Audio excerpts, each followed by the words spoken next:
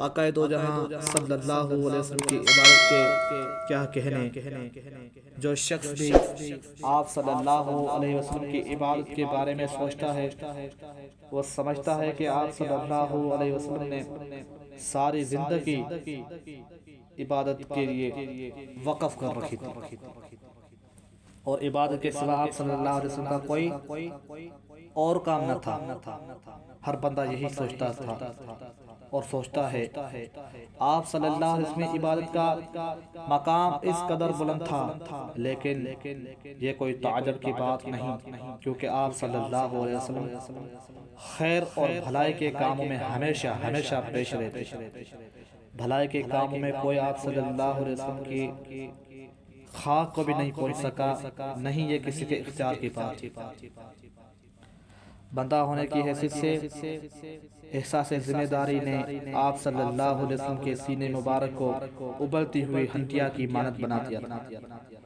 آپ صلی اللہ علیہ وسلم نماز کو بہت زیادہ پسند فرماتے تھے، یہی وجہ تھی ایک مرتبہ آپ صلی اللہ علیہ وسلم نے ارشاد فرمایا، دنیا میں مجھے بیویاں اور خوشبو پسند ہیں اور نماز میری آنکھوں کی ٹھنڈک ہے۔ الصلاۃ قرۃ عینی، نماز میری آنکھوں کی ٹھنڈک ہے،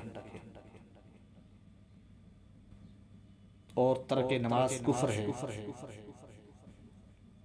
لہذا حضور صلی اللہ علیہ وسلم نے ان تین چیزوں کو پسند فرمایا۔ انسان کے لیے عورت سے بڑھ کر کوئی چیز پرکشش نہیں، اور اس کی طرف میلان تخلیق آدم کے وقت سے ان میں ودیعت کر دیا گیا تھا، اور یہ خواہش نسل انسانی کی بقا کا معاوضہ ہے۔ اگر یہ خواہش نہ ہوتی تو کوئی بھی انسان اپنی نسل کی بقا کے بارے میں نہ سوچتا، کیونکہ مرد و زن کے تعلقات کے دیگر تمام نتائج بھاری ذمہ داریوں کی صورت میں ظاہر ہوتے ہیں۔ نیز مہد اولاد کی محبت بھی نسل کی بقا کے لیے کافی نہیں۔ یہی وجہ ہے کہ اللہ تعالیٰ نے مرد و زن کو ایک دوسرے کی طرف مائل کرنے کے لیے ان کے دلوں میں خواہش پیدا کی ہے۔ اس خواہش کو دبانا کسی کے لیے ممکن نہیں۔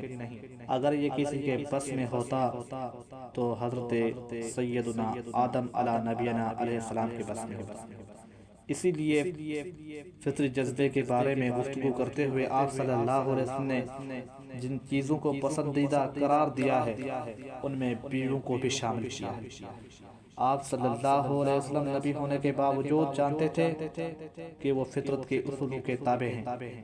آپ صلی اللہ علیہ وسلم کے دین میں رہبانیت نام کی کوئی چیز نہیں۔ یہی وجہ ہے کہ ایک صحابی رسول صلی اللہ علیہ وسلم نے کہا کہ وہ رات کو ہمیشہ نماز پڑھتا رہے، دوسرے نے کہا وہ ہمیشہ روزے رکھے گا اور کبھی ناغہ نہ کرے گا، اور تیسرے نے کہا وہ عورتوں سے ہمیشہ دور رہے گا اور کبھی شادی نہیں کرے گا۔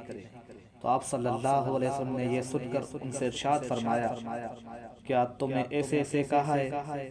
بخدا میں تم سے بڑھ کر خوف خدا و خشیت الہی رکھنے والا ہوں، لیکن اس کے باوجود میں روزے بھی رکھتا ہوں اور ناگے بھی کرتا ہوں، نماز بھی پڑھتا ہوں اور سوتا بھی ہوں، نیز میں عورتوں سے نکاح بھی کرتا ہوں۔ اور سنو، جو شخص میری سنت سے اعراض کرے گا، انکار کرے گا، وہ مجھ سے نہیں ہے، یعنی وہ میری امت میں نہیں ہے۔ لہٰذا ہمیں چاہیے اللہ تبارک و تعالیٰ کی عبادت کے ساتھ ساتھ بندہ ہونے کی حیثیت سے اپنی ذمہ داریوں کو بھی نبھائیں، اور اپنے اولاد کو اچھی تربیت دیں، اپنے گھر والوں کو نماز کا حکم دیں، اور رزق حلال کمائیں۔ جو حضور پاک صلی اللہ علیہ وسلم نے ہمیں دین دیا ہے وہ بہت بہترین